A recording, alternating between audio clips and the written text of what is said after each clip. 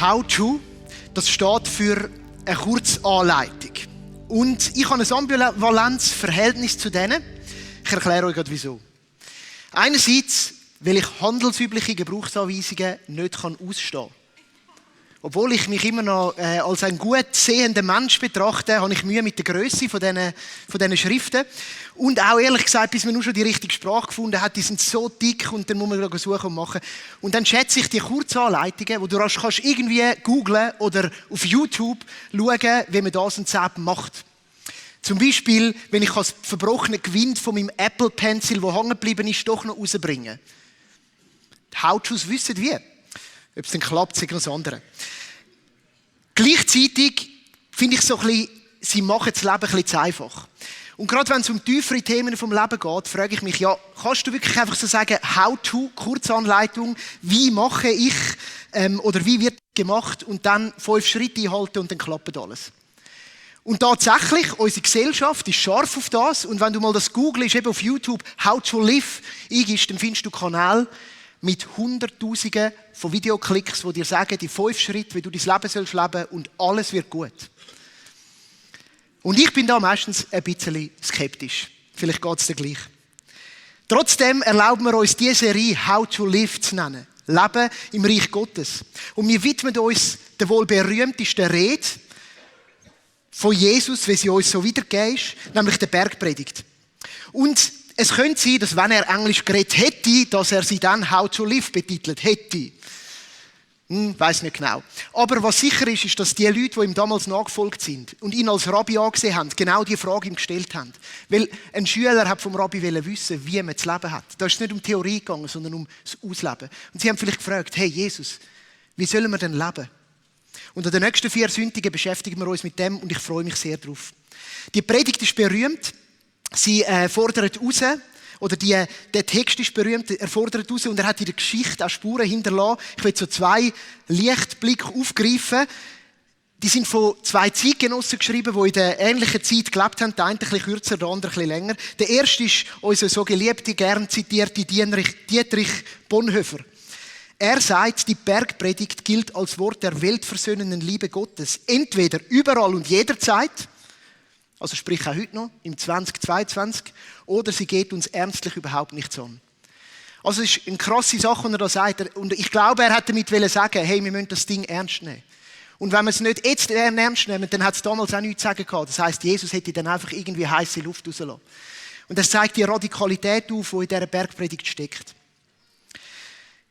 Eine zweite Stimme, die aus der gleichen Zeit herausredet, ist eine von einem Nicht-Christ. Eine von einem Mann, der berühmt ist, weltberühmt, der in Indien gelebt hat, von Mahatma Gandhi. Und er sagt, wenn da nur die Bergpredigt und meine eigene Interpretation dazu wären, würde ich nicht zögern zu sagen, oh ja, ich bin ein Christ. Also die Rede hat ihn bewegt. Aber, und das ist Kritik am Christentum, leider ist aber viel, was unter dem Namen Christentum läuft, eine Negation, eine Verneinung der Bergpredigt. Und darum kann ich nicht daran glauben. Es ist eine Stimme, die von außen uns zuruft und sagt, hey, wenn das gelebt wäre, dann wäre die Welt ein anderer Ort. Und dann würde mich das beeindrucken, dann würde mich das bewegen, das würde mich jetzt ziehen. Aber wenn das nicht ausgelebt wird, dann wird es schwierig. Und die Bergpredigt fordert raus zum Ausleben. Ein paar Anmerkungen zum Einstieg zu der Bergpredigt. Wir finden sie im Matthäus-Evangelium, auch noch in anderen Evangelien stückhaft, aber im Matthäus so als Gesamtheit in den Kapiteln 5 bis 7. Es sind 3 Kapitel. Und der Matthäus hat die Rede wunderbar zusammengestellt. Sein ganzes Evangelium kreist um Reden. Das ist eine Struktur, die er drin hat. Es hat mehrere Reden in dem Evangelium und so die berühmteste ist die Bergpredigt. Und die Bergpredigt, die hat verschiedene Unterthemen. Das ist, kommt dir sicher auch gerade in den Sinn, ganz viel markante Aussagen. Es ist ein Potpourri an Sachen. Und man könnte da drin fast den Überblick verlieren.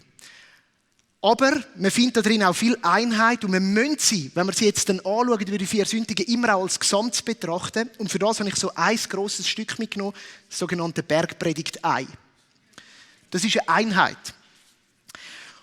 Und die Einheit besteht aus 3 Teilen, 3 Kapitel. Und die 3 Kapitel, die spielen ineinander und die gehören zusammen und die dürfen wir nie aus dem Auge verlieren, wenn man das eine anschaut. Und so habe ich da mal ganz klar sichtbar 2 davon. nämlich der erste Teil, das Kapitel 1, das ist die Seite, das Kapitel 5 wäre das natürlich Teil 1, das ist ein Modell. Es ist ein Plan, es ist eine modellhafte Beschreibung vom Himmelreich, vom Reich von Gott. Jesus braucht verschiedene Wörter für das. Und das ist so die eine Seite, das ist der Einstieg. Es ist eine Planzeichnung, so sieht es aus. Und dann gibt es eine andere Seite. Und das ist so die von einem grauen Stein. Der hat jetzt noch ein bisschen kristallhaften Charakter, ich bin einig mit euch, aber das zeigt, dass die Predigt sehr ehrlich und echt ist und sagt, es sind im Fall noch rechte Stolpersteine rum, wenn du diesen Plan willst ausleben. Das ist nicht nur einfach, sondern das kann einmal ein bisschen steinig werden. Und das liebe ich an dem Wort von Jesus, dass sie sehr ehrlich und echt sind. Das ist Kapitel 7. Kapitel 5, Kapitel 7. Und selbstverständlich gibt es einen Zwischenteil. Und das ist Kapitel 6. Und dort drinnen steckt das Herzstück von der Bergpredigt. Und das Herzstück, das sagt alles darüber aus, wie diese zwei Teile umgesetzt werden können. Das Herzstück ist Kapitel 6 und in der Mitte von dem Herzstück, mitten drinnen, wunderschön komponiert, ist das Vaterunser, wo wir uns in den letzten Wochen darüber beschäftigt haben. All das auszuleben und Stolpersteine überwinden, ist nur möglich aus dieser Verbindung mit Gott. Aus dieser engen Verbundenheit mit dem Vater. Nicht fromm, nicht irgendwie durch eigene Leistung, sondern nur aus der Verbindung. Und die 3 Teile bitte ich euch in Erinnerung zu halten. Ich stelle sie darum da auf. Ist der Nagel da vorne noch da? Nein, der ist weggekommen. Der hat es mal gegeben. Sonst hätte ich das dort angehängt. Aber ist gleich. Wir machen so weiter. Also es ist wichtig, das zusammenzuheben. Das gehört zusammen. Und der Matthäus hat beim Zusammenstellen von dieser Rede auch schon das gesamte Bild im Kopf gehabt. Zweite Anmerkung. Die Zielgruppe von dieser Rede sind die Jüngerinnen und die Jünger von Jesus gewesen. Jetzt Achtung.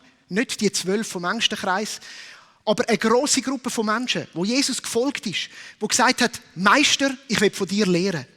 Also es ist in dem Sinne nicht einfach eine klassische Evangelisationspredigt, sondern es ist wirklich an die Menschen, die gesagt haben, hey, dir, Rabbi Jesus, dir bin ich verfallen. Ich will von dir lernen. Und genau das beinhaltet sie auch. Es ist die ganze Bergpredigt drückt aus, wie ein Leben als eine Nachfolgerin und ein Nachfolger von Jesus aussieht. Und spricht, es geht uns heute etwas an. Wenn du da rein bist, auch wenn du schon jahrelang mit dem Gott unterwegs bist. Dritte Anmerkung. Die Predigt wird uns berichtet und es kommt schon im Titel vor, dass sie auf einem Berg stattfindet. Die Bergpredigt. Und immer wenn der Berg kommt, dann muss das in uns etwas auslösen. Weil es gibt so einen roten Faden durch die Bibel, wo uns wie so noch in einer Metaebene etwas transportiert. Und auf dem Berg ist es meistens, dass es will sagen, da kommt der Himmel und die Erde zusammen. Da ist Gott nahe bei den Menschen. Und wir können das anfangen, dass in der antiken Vorstellung steht, wo man Gott angebetet hat, ist immer auf dem Berg gewesen. Auch all die Heidengötter hat man ja auf den Berg gestellt, sagt die Altäre auf den Bergen. Und so ist auch in der Vorstellung der Menschen, ist der Garten Eden wohl auf einem Hügel gelegen, dort, wo Gott mit den Menschen war. Und die Geschichte vom Volk Israel zeigt das dann weiter. Wir haben Gesetzgebung. Dort, wo Gott Mose begegnet, wo findet es statt? Auf dem Berg Sinai. Dort kommt der Himmel rein und es offenbart sich etwas von diesen Gesetzmäßigkeiten vom Himmelreich schon damals. Und es geht weiter, der Tempel, wo wird er bauen? Auf dem Berg, in Jerusalem. Es ist der Berg, wo das Volk immer wieder hinpilgert bei allen Festen. Und dann kommt der Jesus und er redet auf dem Berg. Und wir könnten auch noch sagen, es gibt ja noch den Berg von der Verklärung. Und immer wieder dort bricht der Himmel ein. Und der Matthäus hat sicher das sagen. Obacht, Obacht. Der Himmel bricht ein. Obacht, Obacht. Da geht es ums Himmelreich. Und das Reich von Gott, das näher kommt. Und das gefällt mir sehr. Jetzt gleichzeitig will ich dir nicht die Illusion nehmen. Also, wer von euch ist schon mal auf dem Berg von der Seligpreisungen gestanden, wie man dem so schön sagt, in Israel? Einige. Ich bin auch schon da gewesen. Jetzt ist ja die Frage, und ich habe gehört, die stellt man sich auch schon, hat jetzt die Rede genauso dann dort stattgefunden? Und ich würde sagen, hey, alle ihr, die jetzt extra Geld gezahlt haben und dort hingereist sind, wir können wirklich davon ausgehen, dass Jesus an diesem Ort dort predigt hat, dass er so einen Ort ausgewählt hat, das ist die Gegend, wo er sich auch bewegt hat und am Berg zu den Menschen geredet hat. Ob aber genau die Kapitel, sowieso nicht als solche Kapitel, genau dann, genau so in dieser Ganzheit berichtet worden sind, ist durchaus fraglich. Wir können davon ausgehen, dass der Matthäus das zusammengestellt hat, weil er ja hat ein zusammenhängendes Werk schreiben. Und er hat das im Nachhinein geschrieben, also nicht als Journalist dort rapportiert, sondern hat das nachher zusammengestellt. Und er hat wohl alles, was Jesus irgendwo gesagt hat, was in das Thema passt, von der Nachfolge, dort drin gepackt. Und gleichzeitig ist es grossartig, wenn man an diesem Berg ist und sich das mal so vorstellt und denkt, da hat Jesus seine Jünger gelehrt. Ich will euch also das gar nicht irgendwie rauben. Mich bewegt das. Jetzt nochmal etwas Wichtiges zu den Bergen. Es gibt noch weitere Berge im Matthäus-Evangelium. Nämlich, ich will vor allem den einen aufgreifen und der ist entscheidend, das ist der Berg, der ganz am Schluss davon berichtet wird. Und da drinnen sitzen jetzt ein paar Leute, die sagen, ja, Bergpredigt, schon schön und gut, aber wir drehen uns wieder nur um uns, wir gehen nicht raus, wir müssen doch raus, wir müssen doch in die Welt, wir müssen doch nicht immer nur um uns. Und mich dunkt, das wird oft gegeneinander ausgespielt und man hört die Front und die Säbe und die sagen, wir müssten mehr und die sagen, ja, aber wir müssen zuerst bei uns anfangen. Und ich will heute sagen, das gehört zusammen. Bei Jesus gehört das zusammen und die Berge zeigen das. Und ganz am Schluss vom Evangelium berichtet uns der Matthäus, Kapitel 28, Vers 16. Aber die 11 Jünger gingen nach Galiläa auf den Berg, wohin Jesus sie beschieden hatte. Und er sagt ihnen, geht hin, die ganze Welt, tauft, macht zu Jünger. Und er lehrt sie, alles zu befolgen, was ich euch geboten habe. Das ist ein Link zu der Bergpredigt. Jesus sagt, Mission heisst das, was ich euch gelehrt habe, in diesen Lehrreden, in diesen Predigten, weiter auszuleben, weiter zu tragen, anderen weiterzugeben. Und das kannst du nicht voneinander lostrennt betrachten. Das Himmelreich wird betont, das Reich von Gott. Das heisst, an mir ist alle Macht gegeben. Das ist die Reichssprache im Himmel und auf der Erde. Und es zeigt sich deutlich, Nachfolge, Bergpredigt und Sendung, Mission sind verknüpft. Du kannst es nicht trennen. Nachfolge führt immer zu Sendung. Nachfolge ist Sendung. Und es geht darum, dass wir die Prinzipien kennen, ja integrieren, die tiefst verkörpern und dann ausleben. Letzte Randbemerkung. Bergpredigt dreht sich ums Reich Gottes. Das haben wir schon in der Einleitung gehört. Und es passt zum Matthäus, weil der Matthäus redet im ganzen Evangelium immer wieder vom Reich Gottes. Er bringt ganz viel Gleichnis zum Himmelreich und er sagt, das Himmelreich ist so, das Himmelreich ist das. Und das Himmelreich ist so ein Begriff, das scheint so weit weg, aber das ist nicht das Verständnis. Es ist eben das, was dort passiert auf dem Berg, wo der Himmel die Erde berührt. Das bricht schon hier. Und als Visualisierung, wo wir im Kopf haben, in diesen 4 Sündigen, habe ich die berühmte Grafik wieder mal mitgebracht. Und zwar ist es die Überschneidung von 2 Zeiten.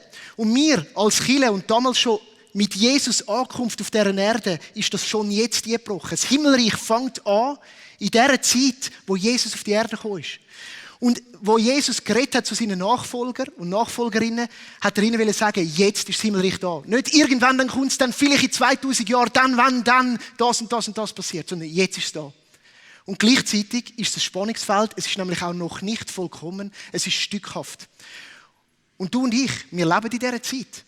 Die einen sagen, dieser Endzeit, man kann das durchaus so betiteln, das ist eine lange Zeit.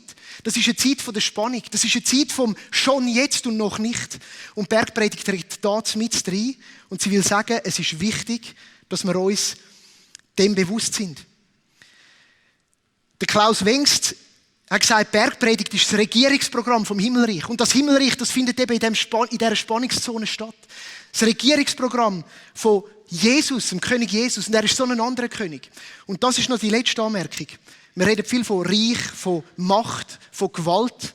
Und wir haben ein Bild von dem. Und vielleicht gerade geprägt von der letzten Woche, wo die gute, Gott hab sie selig, Queen Elisabeth, heimgegangen ist und wir die weltweit das beobachtet haben.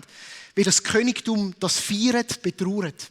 Und ja, sie hat ein gutes Leben gelebt. Und ja, sie ist wohl eine Nachfolgerin von Christus gewesen. Gleichzeitig sind unsere Bilder von Macht, Gewalt und Königreich verbunden mit Prunk, Protz, Waffengewalt und ganz vielem von dem.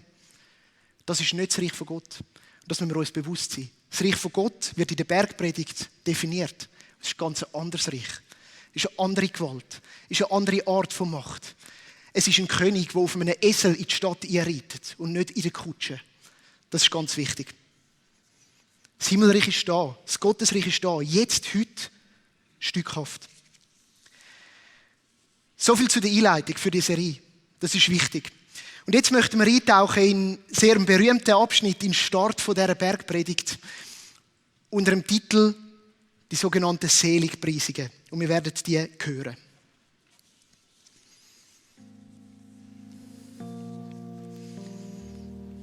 Als Jesus die Menschenmenge sah, stieg er auf einen Berg. Er setzte sich, seine Jünger versammelten sich um ihn und er begann sie zu lehren. Wer ist glücklich zu preisen? Er sagte, glücklich zu preisen sind die, die arm sind vor Gott, denn ihnen gehört das Himmelreich. Glücklich zu preisen sind die, die trauern, denn sie werden getröstet werden. Glücklich zu preisen sind die Sanftmütigen, denn sie werden die Erde als Besitz erhalten. Glücklich zu preisen sind die, die nach der Gerechtigkeit hungern und dürsten, denn sie werden satt werden.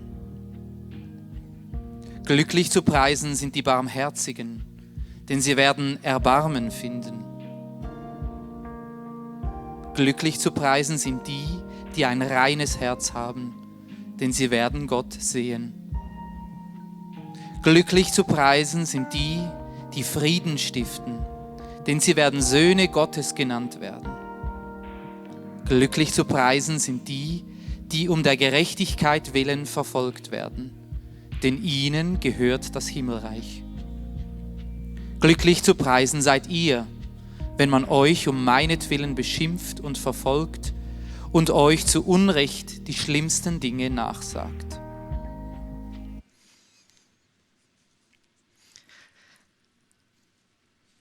Ein berühmter Text, herausfordernd, wortgewaltig, auch ein bisschen anders, als man es vielleicht erwarten würde.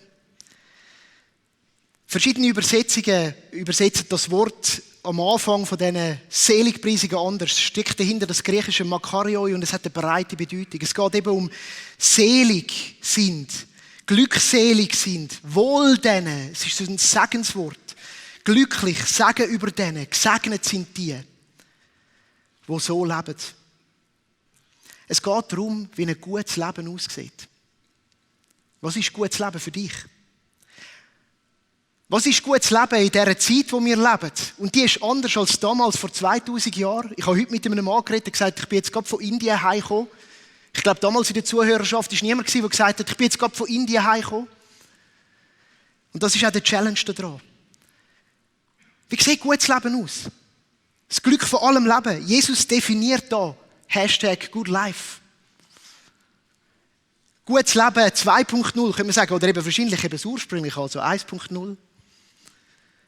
Das gute Leben, wie es im Reich aussieht. Und jetzt sagst du vielleicht aber auch, das tönt ein bisschen nach Leistung, das Evangelium, weil du musst es so und dann kommst du das über. Und hey, ich will dir den Punkt geben. Das hat etwas von dem, klingt an. Es gibt so den Tun-Ergehen-Zusammenhang, sagt man dem. Und das greift die Weisheitstradition von der Bibel auf, die man auch in den Sprüchen findet. Teilweise in Psalmen, wo sagt, leb so dein Leben und dann wird es dir gut gehen. Und das hat es durchaus da drin. Aber jetzt wieder, es ist ganz wichtig, dass wir wissen, dass es am Ende nur aus der Verbindung mit Gott geht. Nur aus dem Nächsein beim Vater. Und dass der Matthäus das im Blick hat, dass Jesus der ist, der uns freigesetzt hat, um das Leben so leben. Dass Jesus der ist, der uns befreit, so zu leben. Und dass es nicht darum geht, eine Leistung zu bringen, um nachher irgendwie Segen zu empfangen. Und so ist es eben beides. Und das will ich über das stellen. Es ist Zuspruch, es ist eine Motivation, es ist eine Verheißung. Glücklich sind die. Streckt euch nach dem aus. Es sind anziehende Ideale. Und gleichzeitig ist es Anspruch. Und das kommt immer miteinander. In der Nachfolge. Es ist ein Anspruch und eine Handlungsanweisung. Es muss uns kümmern. Es kann uns nicht egal sein. Die Texte, die gehen dich und mich etwas an, auch heute noch. Leben wir so? Wir müssen sie als beides lesen. Und das ist heute mir ganz wichtig. Ich glaube, wir sind eine Gemeinschaft von Menschen, die unterschiedlich lang mit Jesus unterwegs sind. Und ich will heute das Wort richten an die auch schon sehr lange mit ihm unterwegs sind. Ja, wo vielleicht der Glaube sogar ein bisschen ein biografischer Beigeschmack geworden ist. Wo es so ein bisschen normal geworden ist. Ja, man hat das mal so gemacht. Zeitweise hat es einem sogar recht viel bedeutet. Und jetzt ist es ein bisschen mehr Tradition oder ein bisschen mehr noch für die Kinder. Weil es ist ja schon gut, es sind ja gute Werte, die hier vermittelt werden. Ich glaube, die Bergpredigt fordert uns immer wieder heraus, radikalstens unser Leben an dem auszurichten. Nicht um einfach einen Lohn auf dieser Welt zu empfangen, sondern zum näher bei dem Jesus zu sein und zum etwas von seinem Reich jetzt schon auf die Erde bringen, weil auf überraschende Art und Weise hat er sich entschieden, das mit den Menschen zu machen. Und so will ich dich heute einladen in eine erneute Nachfolge. Wenn du vielleicht dort auch nochmal neu musst sagen, ja, ich will das nicht nur ein Label bleiben lassen in meinem Leben, sondern etwas, das mich zutiefst prägt und bewegt. Entdeck das Glück, das Segen, die Zufriedenheit, das Wohl, die Erfüllung von einem Lebensstil, der sich radikal täglich an Jesus ausrichtet. Das kann nicht die Kirche für dich machen, nicht deine Small Group, nicht der richtige Prediger, nicht. Das kannst nur du, in deiner Entscheidung. Und ich muss dir ehrlich sagen, mich fordert das selber brutal raus. Ich meine, ich habe auch ein Leben, ich habe auch einen Alltag, ich habe Emotionen, ich habe ganz dunkle Seiten. Dort drin zeigt sich, verstehst du? Dort drin drückt sich am Ende aus. Wie gehe ich mit meinen Nächsten um? Mit den wirklich Nächsten. Und ich lade dich ein, dir das zu überlegen. Anschliessend an die Seligpreisungen kommt ein zweiter Teil. Und der greift dich auf, bildhaft. Und es kommen Texte über Salz und über das Licht. Und es heisst, ihr seid Salz von der Welt, aber wenn Salz nicht mehr salzt, für was ist es denn nützlich? Und das knüpft an die Seligpreisung an. Und es sagt, wenn das nicht da ist, dann ist es für nichts. Heisse Luft, wie der Bonhoeffer sagt. Und dann kommt der berühmte Vers in unseren Kreisen. Ihr seid das Licht von der Welt. Eine Stadt, die auf dem Berg liegt, kann nicht verborgen bleiben. Es ist ein bildhafter Vergleich. Das Ausleben von der Bergpredigt als Gesamt. Und das Streben nach diesen Tugenden, nach diesen Charaktereigenschaften bewegt etwas. Etwas wird sichtbar. Etwas wird anders. Nicht nur sichtbar, sondern auch spürbar. Salz steht für das. Das spürst, das erlebst, das hat eine Kraft. Und ich bin sicher, Jesus hat das Bild gerade von der Stadt mit Bedacht gewählt. Die Stadt auf dem Berg ist für alle damaligen klar gewesen, das ist Jerusalem. Und Jerusalem ist der Ort, wo Gott wohnt. Jerusalem ist der Ort, wo Gott wohnt. Und somit hat Jesus gesagt, die Stadt auf dem Berg ist dort, wo Gott wohnt. Dort, wo Gott mit den Menschen zusammen ist. Dort, wo das geschieht. Das war eine brutale Aussage damals. Das Zentrum vom Leben. Die Stadt ist Nähe bei Gott, Leben mit Gott. Und das Zweite zeigt aber auch das Bild von der Stadt einen Anspruch. Es geht um euer Zusammenleben. Eine Stadt ist nie ein Ego-Ding. Eine Stadt ist ein Gemeinwesen. Eine Stadt ist eine Sozialordnung. Eine Stadt funktioniert im Miteinander. Eine Stadt ist nicht jeder auf seiner Alp allein auf dem Berg, wie wir Schweizer das kennen und gerne haben. Und ist auch nicht allein auf seinem Boot. Und ist auch nicht allein irgendwo sonst. Auf dem, wie heissen die Tracks? California Trail oder whatever. Ich liebe so Sachen. Aber es ist eben nicht dort, wo die Stadt ist. Die Stadt ist dort, wo man das miteinander auslebt. In dem Zusammenleben, in der Verbindung miteinander sein. In der Beziehung drücken sich die Tugenden aus. Die kannst du nicht allein mit Gott. Die sind dort, wo es zu den Menschen kommt. Und dieser Text prägt unser Visionsbild als GVC Winterthur. Wir verstehen uns als eine Gemeinschaft in der Tradition der Jesus-Nachfolger. Wir orientieren uns an seinem Reich. Wir verstehen uns als einen lokalen Ableger von dieser Stadt auf dem Berg. Und die leuchtende Stadt steht da dabei für einen anziehenden Orientierungspunkt, der Halt gibt in einer turbulenten Welt. Ein Ort vom Leben, von der Versorgung, vom Schutz und von der Ruhe. Ein Ort von der Hoffnung. Und die Stadt sind keine Gebäude, keine Bauten, sondern es sind einzelne Menschen, die miteinander leben. Es ist eine Gruppe, die es wagt, ist schon jetzt und noch nicht Spannungsfeld jetzt treten. Und sagen, das leben wir aus, das füllen wir aus. Aus der Verbundenheit mit Jesus. Im Alltag. Im Alltag. Nicht am Sonntag. Nicht an den grossen Konferenzen. Im Alltag. Und ich möchte die Predigt anders schliessen als sonst. Ich habe eine kleine Geschichte geschrieben und ich möchte die euch vorlesen. Und sie handelt von einer Person, das bin ich, die in diese Stadt hineinläuft. Und ich ermutige dich, um dich selber in die Rolle jetzt zu begeben. Und um die Geschichte etwas mit dir machen zu lassen. Und um die Geschichte dich etwas fragen zu lassen. Und so die Bergpredigt an dir wirken zu lassen. Und ich sah leuchtend erhoben am Hügel ein großes Lichtermeer. Endlich, dachte ich, die Stadt, sie sah lebendig aus. Lichter bewegten sich. Es glitzerte und funkelte. Auch sah ich Menschen, die in die Stadt hinein und hinaus gingen. Sie trugen Licht mit sich und in sich. Licht, welches ihre Wege erhellte. Licht, welches sie auch sichtbar machte. So zogen sich glitzernde Linien von und hin zur Stadt, die teilweise so belebt waren, dass sie zu Flüssen anwuchsen. Und es zog mich auch dorthin. Nichts konnte mich zurückhalten. Und je näher ich der Stadt kam, desto heller wurde es. Es fühlte sich an, als würde ich nach Hause kommen. Das Pulsieren des Lebens, die Menschen, die Gesichter, das Treiben in der Stadt, all dies gab mir Hoffnung. Und als ich dann immer mehr Menschen begegnete, war ich überwältigt von dem, was sie ausstrahlten. Ich spürte Demut und ich sah Menschen, die wussten, dass Gott alles ist und sie nichts.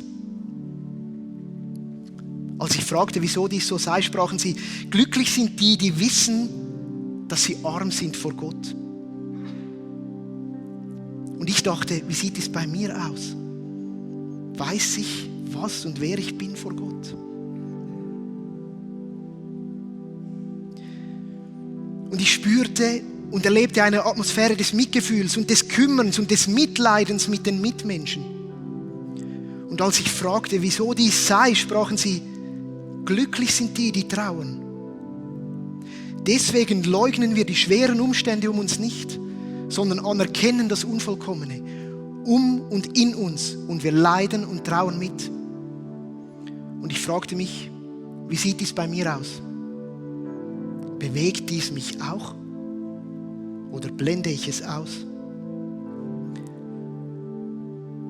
Und ich spürte eine Atmosphäre der Sanftmut. Als ich fragte, wieso dies so sei, sprachen die Menschen, glücklich sind die, die auf Gewalt nicht mit Gewalt reagieren, sondern gewaltfrei für das Gute einstehen. Und ich fragte mich, wie könnte ich dies in meinem Leben umsetzen, ohne dabei passiv zu werden? Und ich spürte einen Hunger nach Gerechtigkeit. Und als ich fragte, wieso dies sei, sprachen die Menschen, Gottes Herz für Gerechtigkeit gegenüber den ungerecht Behandelten bewegt uns so, dass wir uns mit ihm nach der Gerechtigkeit sehnen, die diese Menschen verdient hätten. Und ich fragte mich, wie mich Ungerechtigkeit gegenüber anderen noch bewegt. Und ich spürte Barmherzigkeit.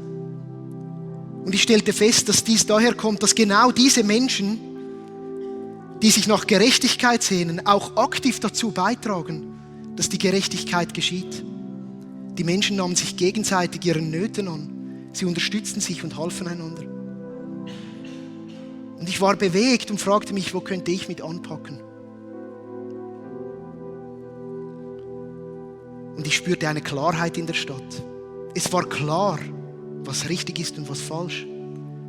Und ich fragte mich, woher das kommt.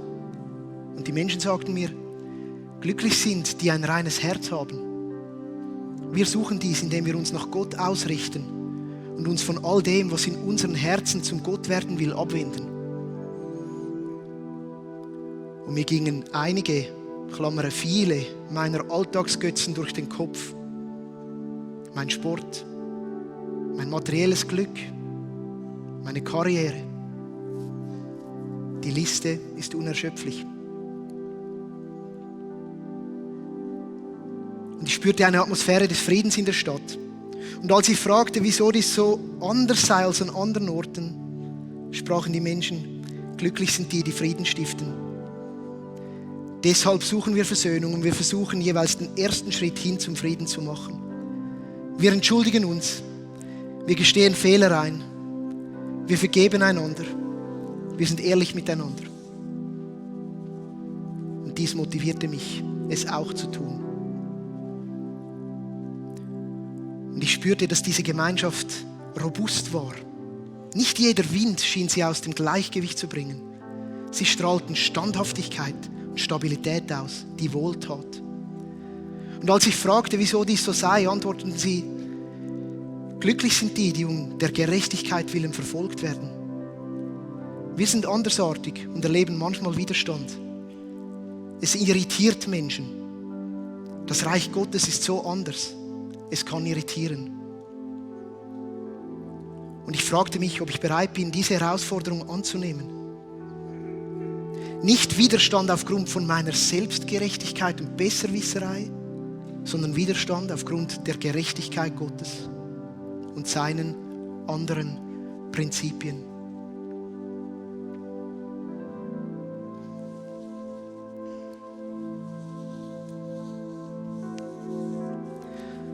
Vater, ich bitte dich, dass du uns rufst in deine Stadt. Heute jeder Einzelne an dem Ort, wo er ist. Da sind Menschen, die sind an der Schwelle zu der Nachfolge von dir. Und du rufst ihnen heute zu, hey, willst du Teil werden von meinem Reich? Entscheide dich dafür. Folg mir nach. Ich möchte beten für die Menschen, die da sind, sich spüren in dem Moment, dass du ihnen ganz nahe bist.